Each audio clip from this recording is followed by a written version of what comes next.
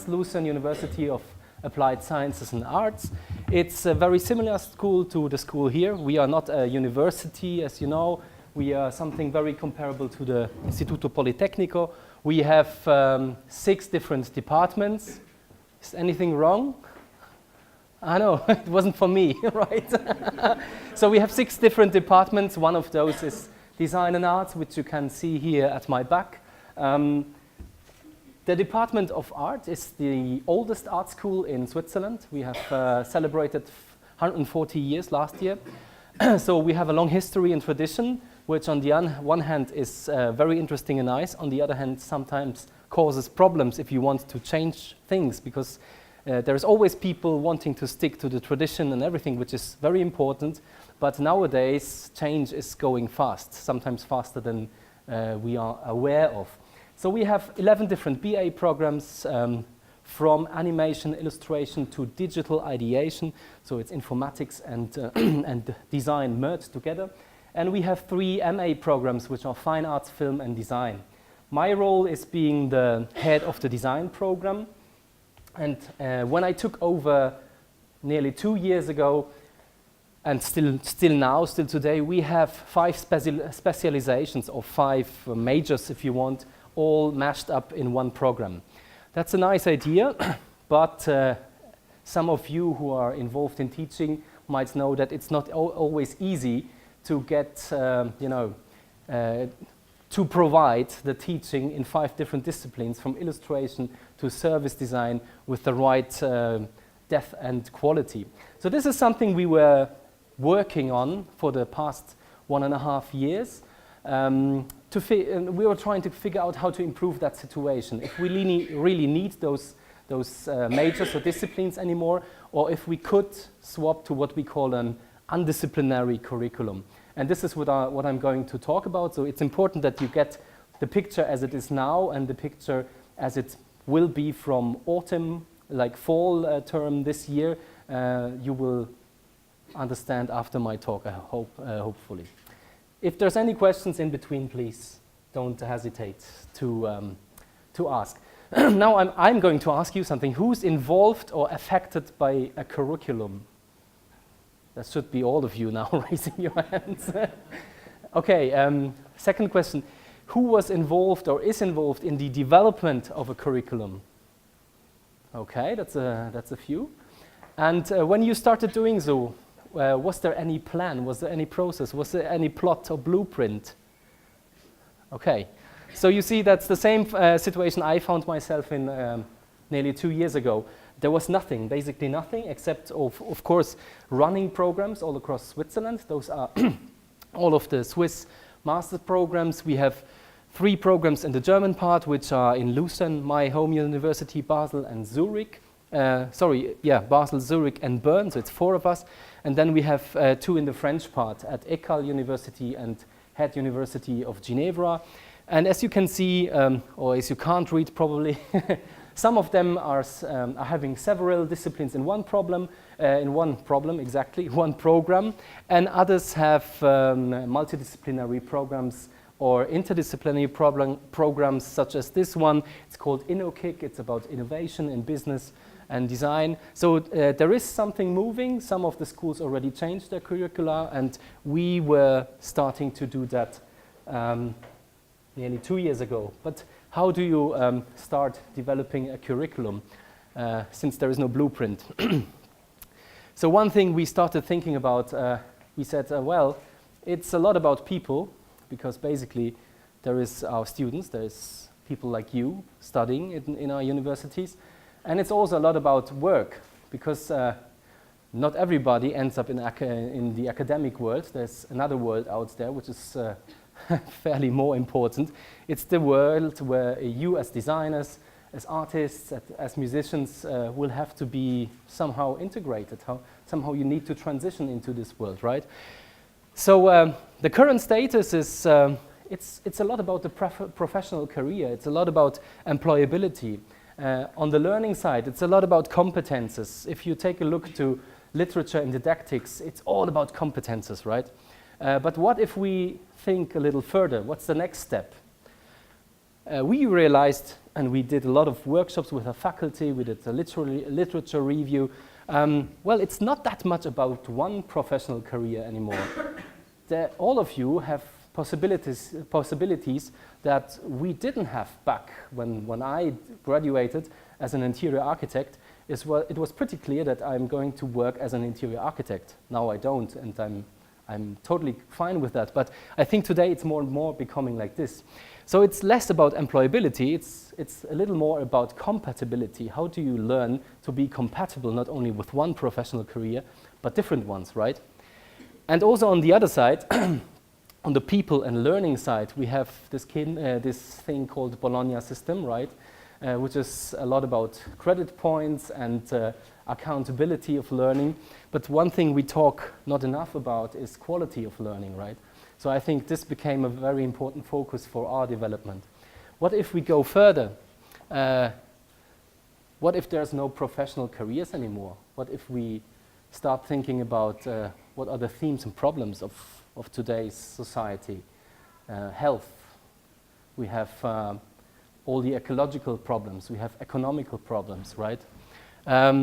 What if it's not only students, people between 20, 30, 36 learning?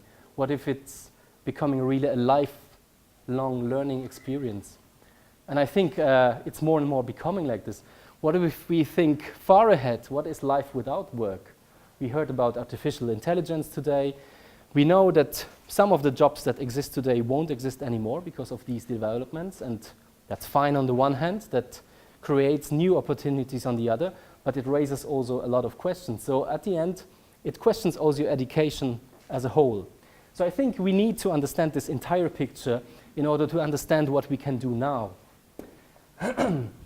So what we did in our case, in Lucerne, during 1.5 years, we tried to describe the gap between what is happening today and what we think will happen or is already happening in a couple of years, because we are responsible for our graduates who will graduate in the next few years with our new curriculum.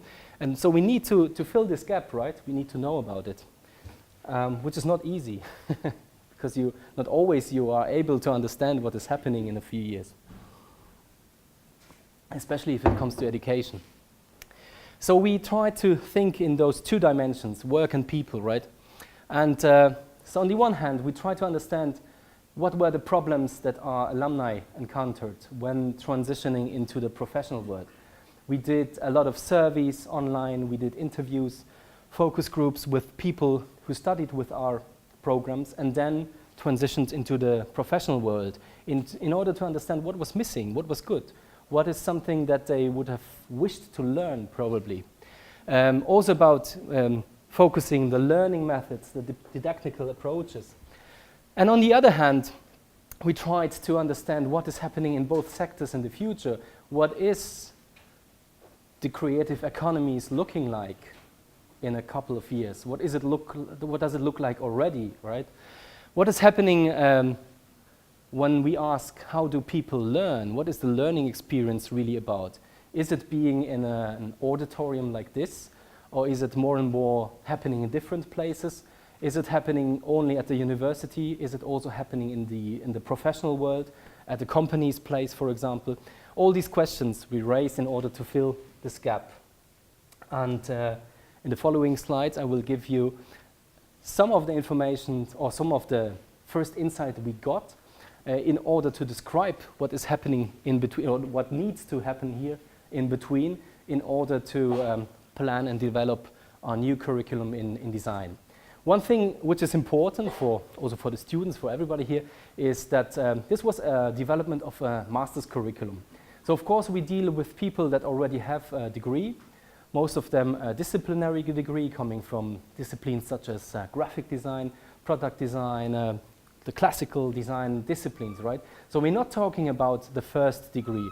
I think this is important because of course you handle things differently when you start to study in the first place or when you continue your studies in the second place.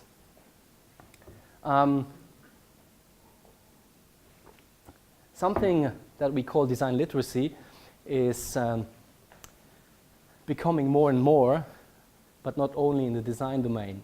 More and more people talk about design, do design. So design is not exclusively hard one, exclusively made by designers anymore. And that's a fact. Weckler and his colleagues at Zurich Art School did some research, and they discovered that what they call the creative core in the creative industries, so this is the circle, there is only 50% designers. The other 50% is people who never studied design or any creative degree. They don't have any creative degree, right? It might be supportive stuff in administration, management. They come from business schools. They come from the social studies. So it's only 50% designers left in the creative industries. Of course, the question is, where did they go? Where's the other half, right? There used to be 100%, but there's not anymore. There is an answer to that, of course. If you look a little beyond the creative industry, what we call the typical or the classical creative domains, there is designers working in other places. For example, in telecommunication, in the entire IT sector, many designers going to the management world. And this is something that Weckler and his colleagues call the embedded creatives. So it's people that have a creative degree. They graduated in, let's say, graphic design, service design, interaction design, whatever it is, and they tried or they started to engage with sectors that are not primarily aiming at design outputs. So that can be healthcare, that can be public administration, this can be, I don't know what, any technological issue or sector. So there's a lot of things out there that are where there's a need for designers today, right? And Justin Garrett Moore, he's executive director of the New York Design Council. There's this quote by him made during, I think it was the Innovation by Design Awards last year in New York. And he said, we have greater design literacy, but one thing we need to understand, so it means there's more and more people involved into the discussion, the design discussion. Non-designers, designers, people from all different domains. The thing is, we need to really understand who's involved into this design conversation, and even more, I think, as designers, we need to lead this conversation. We need to learn to lead this conversation, which has become a pluridisciplinary conversation. So how do we do that? About 10 years ago, there was this discussion of having a seat at the table, right? Designers were standing up. There's this beautiful illustration, I go to this side, by Pablo Stanley. So 10 years back, designers were saying, we need a seat at the table. We are important, right? We need to be involved into discussions, into decision-making, everything. And sometimes if I ask my students, okay, would you love to work with a city council? They say, I don't know if that's the right place for me, right? And I say yes, and especially you guys. I mean, it doesn't take a lot to do that. Excel might be one thing you need to understand. That's not very complicated. There's other skills you need, but it is something we need to approach. And I was talking to some of your faculty today, and I saw some of the projects out there in the coffee room, and I think it's happening already, and that's a very good thing. Of course, as we shoulder these new responsibilities or new tasks and sectors, or we approach these new sectors, this comes with new questions towards us, right? So we need also pay attention to acquire skills in leadership, for example, in management, for example. So of course, it's always about design, but the more you learn about design, and I'm as a head of a master's program in design, I can assure you that many of our students, they come already with great skills in design. So sometimes I tell them, at our masters you will learn anything except for design, because you're designers already, right? Which doesn't mean we exclude the craftsmanship of creating, but we need to learn these transversal skills that empower us to lead this conversation, right? So yes, one question my colleagues ask me a lot, So if we need all these different things other than design, should we, stop doing design, stop taking part in this conversation? And I replied to them, no, of course not, but we need to lead this conversation. Any questions so far? Okay, last November we had a fantastic conference, a little smaller than this one because Lucerne is not a very popular place. No, I'm kidding. It's always raining there in November, so there was a few people only, but there was one important guy, you might know him, Richard Buchanan, and he was involved into the definition of the wicked problems, the 4 orders of design. During this conference, we were talking a lot about how wicked problems, so really complex questions, became the main thing we are handling today, right? And this is also a quote from, we were writing letters to our politicians back in Switzerland, because we have one problem, we only have 90 credit points, we want to get more, right? So we try to explain to these people who obviously it's totally understandable that they don't deal with design on a daily basis. So they have a picture of in their head what designers do. So my colleague and the vice dean of our department, Martin, said or wrote in one of these texts that, look, it's not about the end of the process anymore, that you add something that it's called design. We start very much earlier now, right? So most of you might be familiar with that. So of course there is some movement in here. Many things are shifting to 3rd and 4th order problems and design questions, but it's going even beyond. Richard, when he was in Lucerne, I thought he presented one fantastic thing. He said, well, one thing is the conversation has changed, right? The other thing is also the value of design is changing drastically, right? It's not about the end of the process anymore. He was talking about design as a tactical driver, design as an organizational driver, design as a strategic driver, right? So we're much earlier in the process now. So as a consequence, we need to be aware of one crucial thing. There's many problems and questions out there that we can't solve on our own anymore. And we even can't solve them by being designers working with other designers. Mark Curtis said on the South Summit in Madrid, it was I think last year, well, increasingly design isn't made in a silo anymore. So designers working with other designers is more and more designers working with people coming from totally different disciplines, right? So that was something that clicked in our heads, right? Especially in mine being responsible for this program. It's a problem and a program at the same time. So my question was, how do we step out of this silo? How do we encourage also students to do so?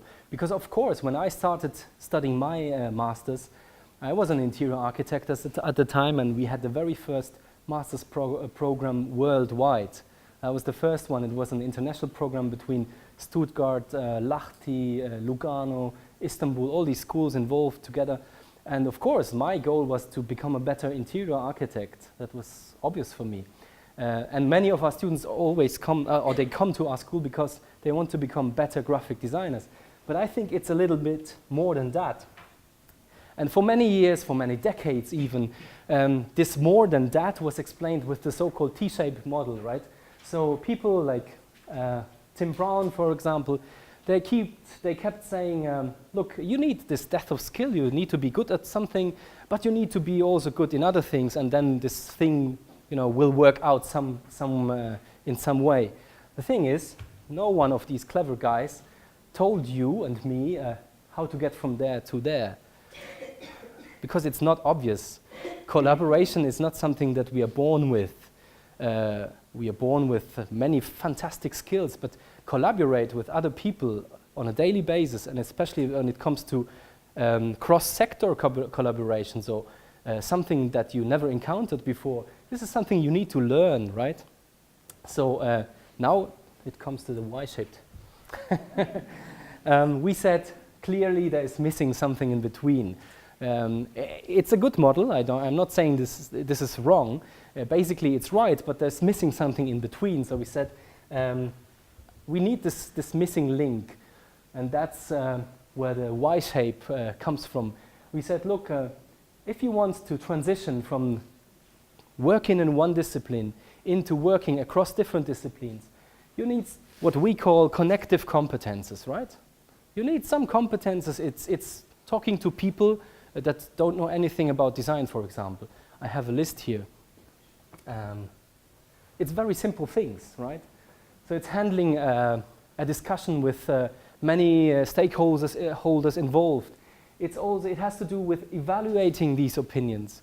It has to do with leading and facilitating this discussion, right? Very simple skills, moderating skills.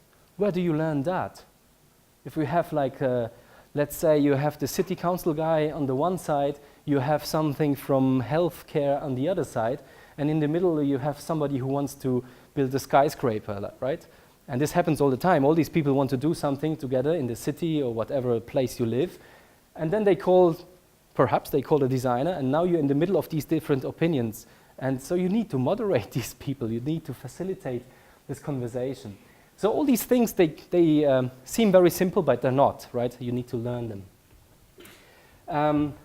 And one fantastic quotation is by Carolyn Sinders. She's a machine learning designer. So again, I think that's a profession that 10 years back nobody was talking about. I didn't even know that it exists.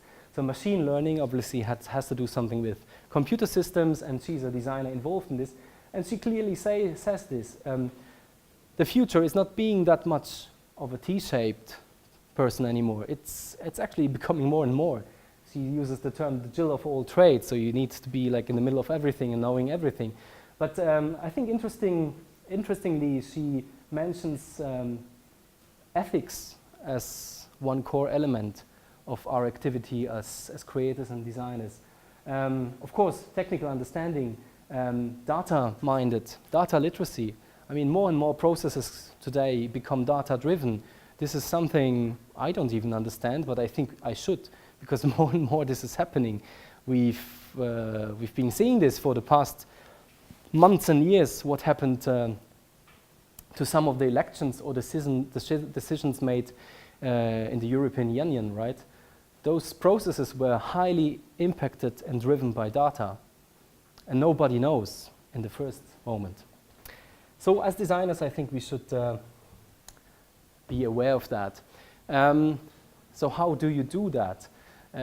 We use this term in our course, in our program, Unlearning Design. And this is obviously something, when we first encountered our students and told them, you know, actually you have to unlearn design and you have to learn other things. And you can imagine the faces, right? And it's another good, of course they were disappointed. They were saying, no, I'm not here to unlearn design. I want to become a better designer. But Mark Bonczek, he was writing a lot about unlearning and learning. And I think this is a very good picture of what unlearning really means. It's not about forgetting. It's not about leaving what you already know.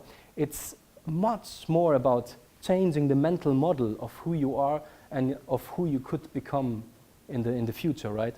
So that is unlearning. It's not that, okay, I have to forget to be a designer. It's much more about, okay, what kind of designer do I need to become in order to, what Weckele calls the embedded creative, in order to take part and lead this conversation. Are we? Yes. I don't feel bad because we started later, so nobody will mention if I need more time, right? Yes, design without discipline. So that became one of our topics. Because we were running this program, or we still do, with 5 different disciplines, and now we're talking about unlearning design. So how does this, work together? There's Paul Bramers and Craig Rogers, who did fantastic studies and wrote this fantastic paper on design issues about design without discipline. And what they say is what is happening all around us, right? Design splits up in many, many different disciplines. I remember Guy Siepe, we were talking about him earlier this day. He had a fantastic talk back in Cordoba, Argentina. It was 6 years ago, and he had a slide. Unfortunately, I couldn't find it anymore. I took a picture, but it was a fantastic list of design disciplines. And there was hairdresser 10 years ago. Today, diseñador de cabellos, right? And that was a fantastic example that anything that has to do with, you know, something creative has become part of the design domain.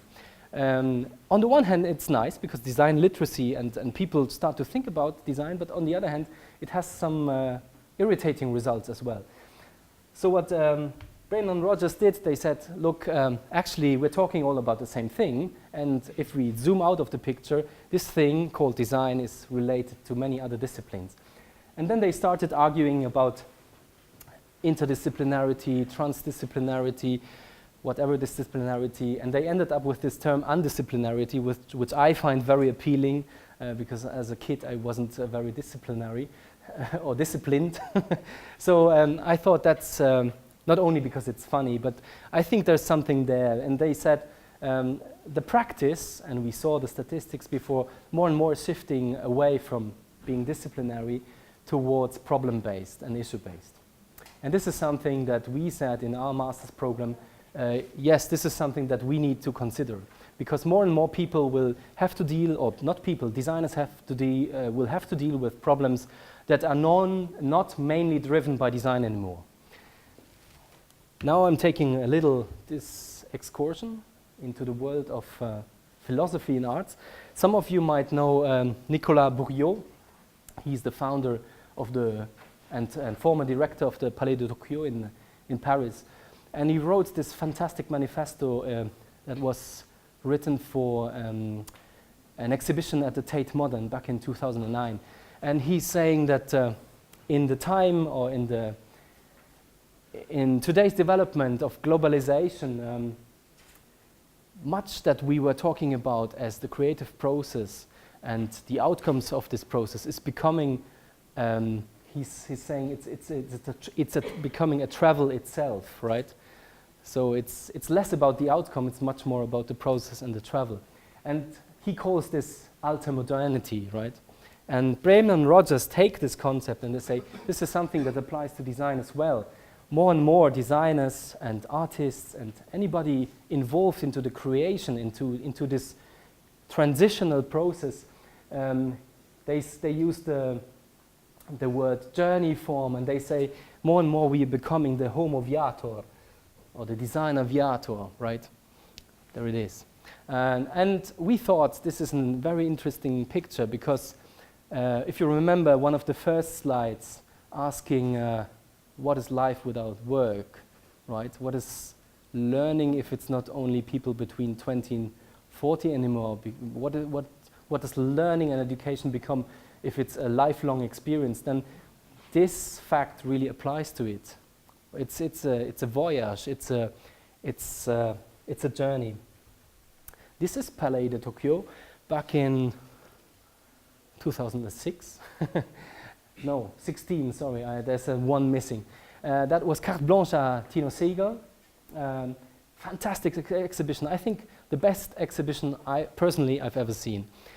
Why? Because there was no orientation system. There was no titles anywhere. There was no catalog. There was nothing. There was just these things happening in this huge space. Anybody you know, probably you know the Palais de Tokyo. You can get lost there, right? And so that was really applying to this concept of Bourriaud, of alterdisciplinarity. It wasn't the curator, Tino Sehgal, anymore, telling you what to see. You had the total choice and control over what your experience is going to be. And I thought for myself, if studying would be that'd be great. So that was the decision. That was one of the key moments for me when I decided, okay, it's not about disciplines anymore in our masters. It's much more about the connections and the decisions that students take during the studies, less the decisions that I'm taking as a teacher or that my colleagues are taking, right? So how is this going to happen? Because as you can imagine, each school has already existing curricula. There's a very firm system of what is supposed to be learned in this or that curriculum. I show you an example of our university. So we have this thing I call pooling, right? Because at bachelor's degree level, we have 11 different programs. And we can't afford having 11 different masters.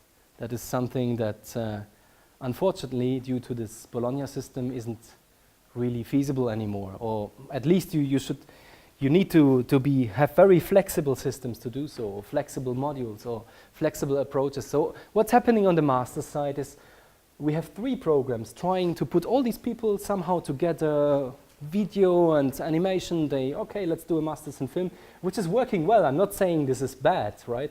This is working for 20 years now at our university. So, and we have excellent graduates. So I'm not telling this is not working. But if we compare this to what is happening outside, we need to question, okay, what is really happening up there if people want to get better designers, if people want to acquire skills in leadership and lead this, what I call conversation, right? So we did a series of workshops with faculty from all of our programs, right? So there were people from animation, illustration, graphic design, informatics, and we were trying to understand, okay, what is really happening on the disciplinary route in this model, and where does the model, or where do we swap from BA to, from BA to MA? So this would be BA, right? People said, okay, this is a lot about professional qualification. People need to study and be able to work as a graphic designer somewhere. Okay, that's perfectly fine. It's very disciplinary driven at BA level. That is fine, okay, also because we have 11 different programs, and so you can pick your discipline and this works. You need to be able to respond to a professional brief, to execute this brief, right, as a designer. And so you acquire a certain depth of skill. But what is really happening afterwards? And that was obviously my question as a responsible for this master's program. And I said, or I tried to understand together with my colleagues, okay, what are we offering on top, providing on top? Sorry, there's a BA level missing, it went somewhere. So we said, okay, instead of responding to someone's brief, it's much more of being a self-determined learner and professional, right? It's much more project-driven and relevance-based. You need to be able to identify these problems and projects out there instead of people coming to you and telling you what to do, right? So it's much more undisciplinary, right? But you need, of course, strong skills, strong methodological skills, and you need to become a better collaborator. So that was kind of the idea we had in mind. So that is something I said before. Yes, it is true. Our future MA curriculum, it's a little less about, or much less about design. But what is it then about? Of course, this is my dean was asking me this question. Okay, what are you doing there, Jan? You need to tell me this strange curriculum you're fantasizing about. It's not fantasy, I'm telling you. It's something quite serious, because this topic is something that many people, many of my colleagues, of course, are still very proud of, obviously. I mean, for decades, designers have been the authors of great works, of great, great processes, great, also in design education, great things were made. And there are people behind, yeah?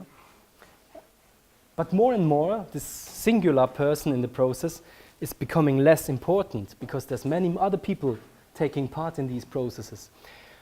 So I stumbled around this term stewardship, and if you look it up in the Oxford Dictionary, it's something fantastic. There's written, the example is, farmers pride themselves on being stewards of the countryside. That is something really wonderful, right? They not pride themselves of selling you the best potatoes. No, they're responsible for the countryside. And I thought, what does this mean for designers, right? We also have our countryside. It's a little bit bigger than a farmer's field probably, but what if we really switched our perspective towards people priding themselves of the people they're designing for, of the context they're designing for, of the future we are designing for, right? So it's less about being an author and saying, okay, I'm the Mr. I'm waiting till you take the picture. Because the problem is, most of the people, some people will recognize this guy, they pride themselves of being exact the opposite, right? We are the problem solvers, and we are the people who are thinking in a different way than other people, right? Design thinking, hey, that's the buzzword today. If you're a design thinker, that's it, right? And I think that's nice, that's good, and that's right, but it's not enough anymore. So I think that's an important perspective that we should switch, right?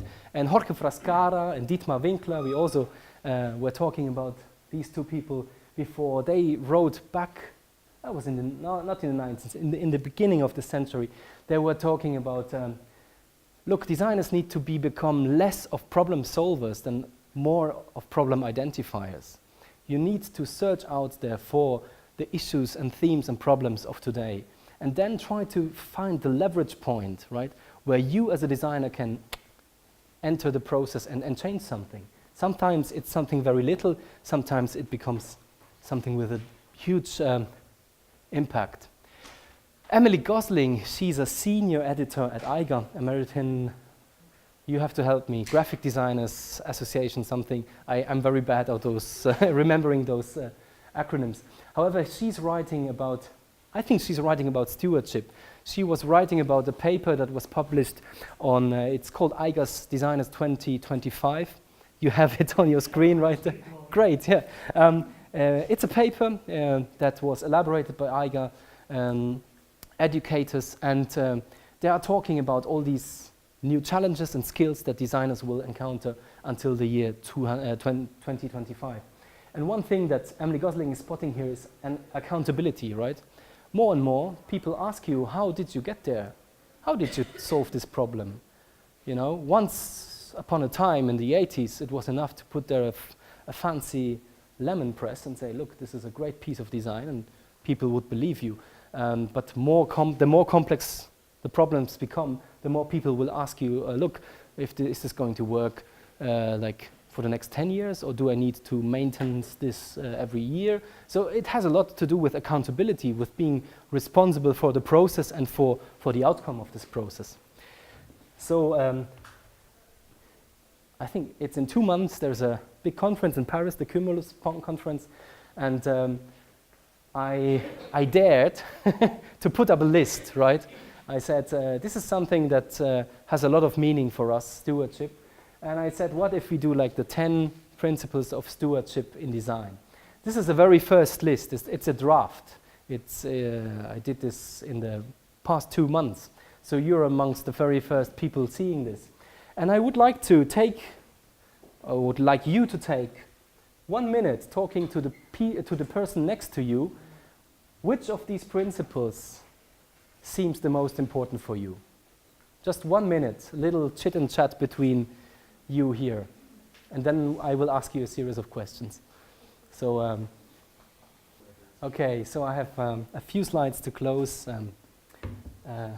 this keynote. No, we have to move ahead. Right, so how do we apply this to our curriculum, really? What is now the result, the first result of this entire process, and a lot of research that we've also done?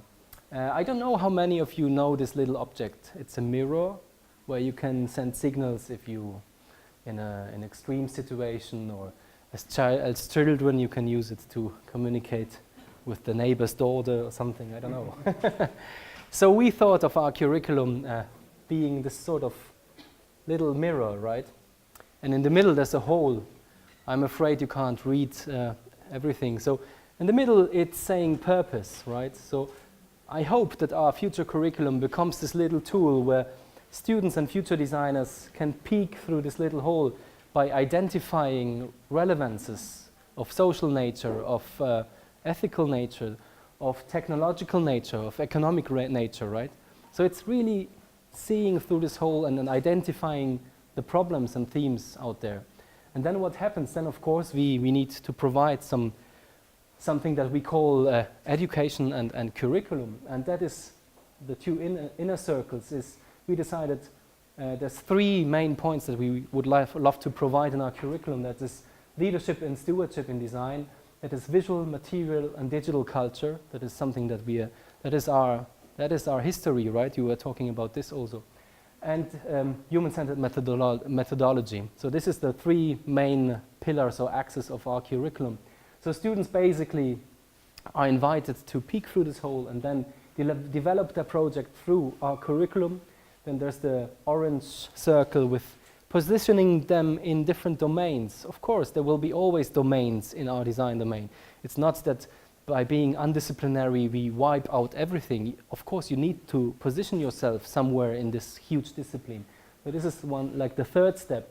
And then the last step is what we call the real world lab. So what we do, and I will show you 3 cases now, we invite more and more faculty, not only faculty, people from outside the university to join us, and I heard that something very similar is happening also here. So basically these are the changes. We swapped from a disciplinary to a multidisciplinary or undisciplinary design studio. So every Wednesday all the students come together in one studio, all the teachers come together and we discuss everything together, which before wasn't happening. So somebody studying with us on master's level in graphic design would have a conversation with 1 or 2 graphic design teachers for 1.5 years, right? So we wanted to extend this conversation. And another thing is we invite a lot of people coming from the outside world. And this is happening in 3 cases. One thing is the so-called Atelier Day I was just describing. We have a project week, which is a very standard format, but I will tell you what is slightly different about our project week. And we have a so-called sprint project or short project during first semester. So Atelier Day is something we call weekly conversation training. So it's not the teachers telling the students, thank you. Oh, I need to stop, right? Well, 1 minute. we started. Final conclusion. We started at 5, and it's 5 to 5, so 55 minutes, right? Okay, so it's not the teachers or professors leading this conversation. It's the other way around. We invite students in the morning to come up with topics, and then we split up in groups and we talk about these topics. And even more, we invite people from companies, from other universities to join these conversations, right? The second one, the project week, is something we call taking the companies or the partners' point of view. This is a picture from the week that happened last September. It was a company called QUINTA, specialized in the market leader, Swiss market leader for private spas, right? Saunas, whirlpools, jacuzzis, all this kind of stuff. And they came up to me and said, oh, could we do a project to get better products? And I said, no, we're not doing that. If we do something together is we try to understand what you're good at, and obviously you're good at taking care of people's wellness, and try to transfer this into a totally different world. And we picked the office. So we said, how could this wellness-oriented company develop products and services for the office? So it's a lot about changing perspectives, and our students did really, really well. And the last one, this is the third last slide, and I'm off, is the short project. And there the focus is really rebriefing the brief. So the company comes up with a brief, with a question, and we tell our students to question the question, right? And this was a company, it's called Medignition, in the medical healthcare, medical technology sector, and they developed a visual test for smartphones to monitor visual impairness, like old elderly people who see less and less. And they said, look, we have a great brief for you. We do an alcohol test for party people with this technology.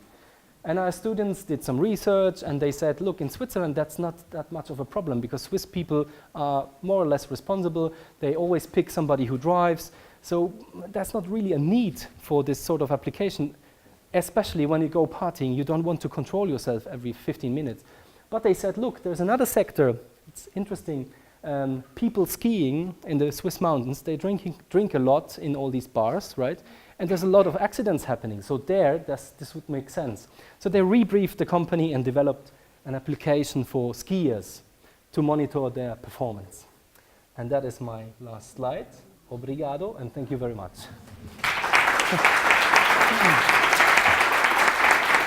Morning, huh?